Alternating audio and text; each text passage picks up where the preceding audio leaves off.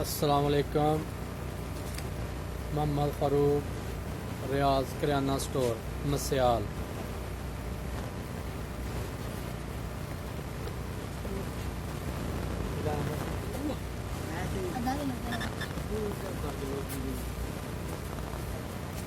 एक भाई कीजिए नहीं आया, आधा किलो वाला 240 रुपये का।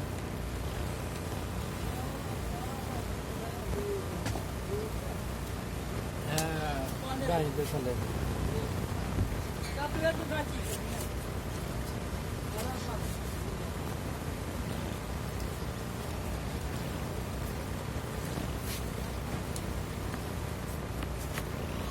सारे होल्डर लेके आए हैं, पेन वाले, चूड़ी वाले, स्विच लेके आए हैं।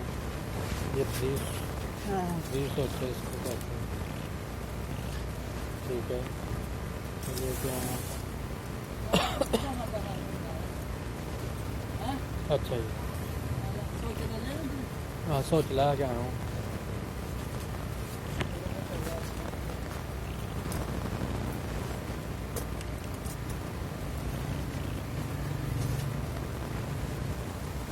ये देखो हमारा मलंग भी है, इसका नाम है शातू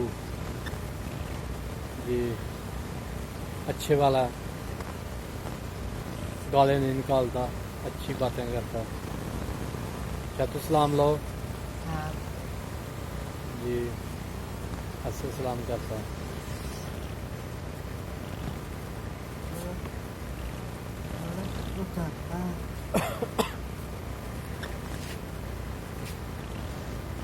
ये हमारी शॉप है सर।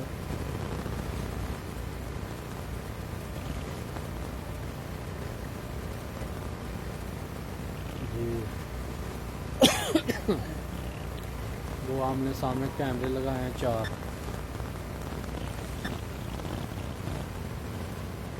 कैमरे लगाए हैं।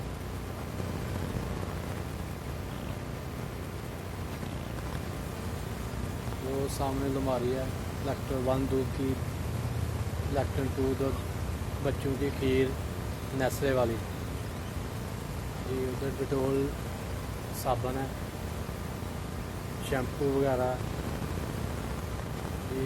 ये सामने किताबें हैं, पेंसिलें हैं, कापी हैं, फीडर हैं। ये सामने बर्तन धोने वाला,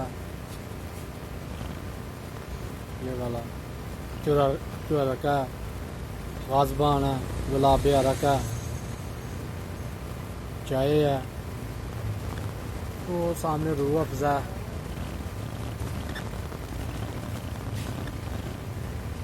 गाजर का मुरब्बा, सेब का मुरब्बा। इंशाल्लाह हर शाय मिलेगी सारी इधर से।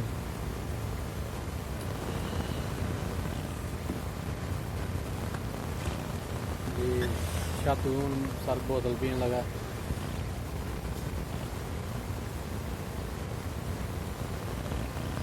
मलंगा में की लगे ठंडा नाल तो धुप्पा नाल।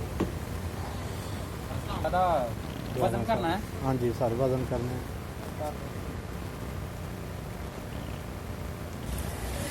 छोटा जहा बच्चा जी मैट्रो चॉकलेट लैन आया। मैट्रो चॉकलेट जरा बड़े शौक ना खांदा, 10 वाली है। खोल 10 वाला डब्बा मैट्रो चॉकलेट का। वहाँ केड़ी शौक ना मैट्रो चॉकलेट खाना। हाँ जी, यह मैट्रो चॉकलेट है जी। खोलो सर।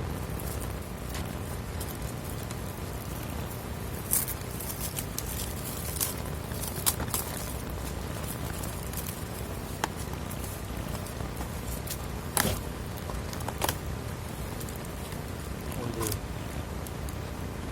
ठीक है सर, शुक्रिया सर जी। सर मैंने आपको शॉप दिखा दी है सारी। इंशाल्लाह कल फिर मुलाकात होगी। अल्लाह हाफ़िज़।